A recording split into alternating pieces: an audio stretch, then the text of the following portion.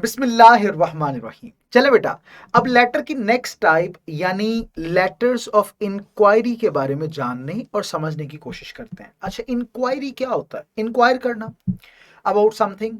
आपने किसी चीज से मुतल्लिक पूछना है कि जो काम कहा गया था उसका क्या बना, इंक्वायर करना, ये है लेटर्स ऑफ इंक्वायरी। तो पढ़ते हैं जी। लेटर ऑफ इंक्वायरी अगर इसको डेफिनेशन से समझें तो इसको लिखा जाता है रिक्वेस्ट करने के लिए कि आप जरा हमें मजीद इंफॉर्मेशन दें उस बारे में जो आपको काम करने को कहा गया था। यानी आप जो है वो चाहते हैं, अगर आप ये चाहते हैं कि तमाम रेलिवेंट इंफॉर्मेशन का जवाब आपको अच्छे अंदाज से मिले, तो ये ज्यादा जरूरी होता है कि आप प्रॉब्लम को इन डिटेल लास्ट में डिस्कस करें। ओपनिंग पैराग्राफ कैसा होना चाहिए? तो जो फर्स्ट पैराग्राफ होता है उसे बेसिक कॉन्टेक्स्ट बताना चाहिए उस इंक्वायरी का जो कि आपने कही या रीडर ने आपसे पूछी, ताकि रीडर जो है वो अच्छे तरीके से अंडरस्टैंड कर सके कि ये लेटर किस चीज़ से मुतल्लिक है। हाँ, वो मैंने इंक्वायरी लेटर के बारे में कहा था। हाँ हाँ हाँ हाँ, तो ये वो है। क्लियर है? बॉडी क्या, टेक्स्ट जो होता है ना बॉडी में, उसे प्रिसाइज इंफॉर्मेशन देनी चाहिए इंक्वायरी से मुतल्लिक, और आपने क्यूरीज को लिस्ट करना है एक ऑर्गेनाइज्ड और लॉजिकल मैनर के अंदर। क्लियर बेटा? क्लोज। कॉल टू एक्शन जो होता है उसे जरूर इंक्लूड होना चाहिए क्लोजिंग पैराग्राफ में, यानी कि ये जो काम करना है जरूरी है उससे मुतल्लिक, ये क्लोजिंग पैराग्राफ में लाजमी कि आपने क्या किया, उस काम से मुतल्लिक क्या किया, जो जरूरी आपने कहा उससे काम से मुतल्लिक क्या किया।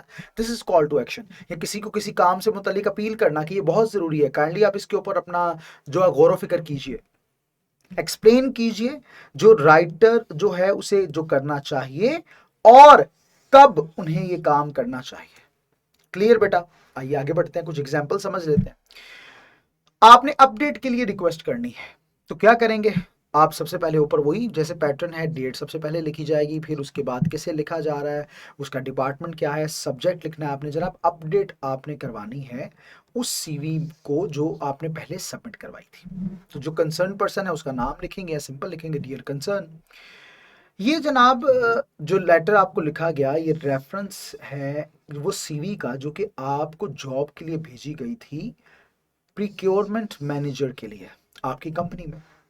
जनाब उस एड के मुताबिक मैंने अपनी सीवी आपके पोर्टल में भेजी, मुझे आंसर मिला पिछले हफ्ते जो कि ये था कि मेरा इंतखाब कर लिया गया इंटरव्यू के लिए, लेकिन अभी भी कोई स्केड्यूल नहीं है, मुझे बताया नहीं गया कि स्केड्यूल क्या है। उस वजह से मैं जनाब, अब वजह असल में ये है, आप जब मर्जी बुलाएं मुझे इससे कोई एतराज़ नहीं, लेकिन वजह यह है कि मैंने ना ट्रिप पर जाना है अगले हफ्ते और पर्सनल रीजन है मेरी।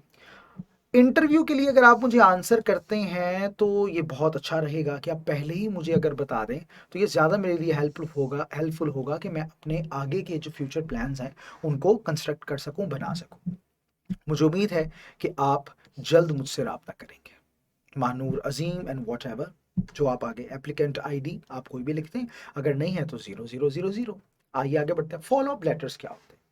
जरा फॉलो अप लेटर ये होता है एक ऐसा अंदाज है जिससे आप फॉलो करते हैं उस चीज को जो कि आपने पहले बताई होती है। यानी देखिए ना, आपको जानना है कि जो बात आपने पहले कही तो जरा बताएं उसके ऊपर कितना काम आपने किया।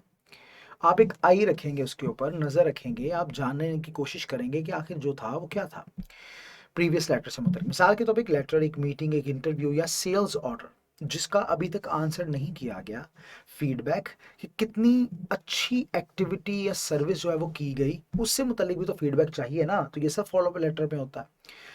तो जनाब अब एक सेकंड लेटर लिखिए अगर आप चाहते हैं कि आप किसी से इन टच रहें, और उसे सेकंड लेटर को ही फॉलो अप लेटर का नाम दिया जाता है। जनाब ओवरली डिमांडिंग नहीं होना, आपने अनरीजनेबल डिमांड्स या टाइमलाइंस भी नहीं देनी। भाई बस मैंने कह दिया कल ना मिला तो बस देख लेना फिर, वरना whatever, no, this is not the thing. आपका क्लेम, ये कहना कि योर क्लेम, योर फेलियर, ये नेगेटिव वर्ड्स हैं और ये साउंड करते हैं बैड, इसलिए आपने इनको यूज नहीं करना, इसको भी ध्यान में रखें। जनाब आपको ये भी ज़हन में रखना है कि आपने रीडर को ब्लेम नहीं करना कि वो आपको नहीं सुन रहा।